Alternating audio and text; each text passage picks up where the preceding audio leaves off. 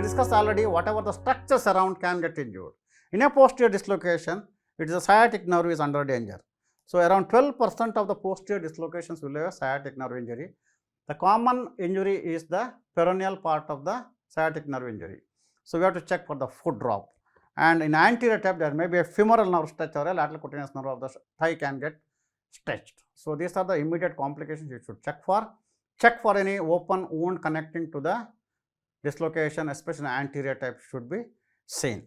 And a late complication, post-traumatic osteoarthritis is very common.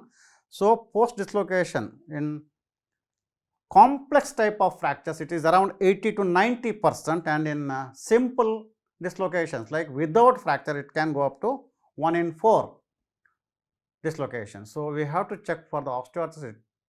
It may be a late complication, but it is written on that hip because of the type of dislocation and associated injuries. AVN of the femoral head is well known.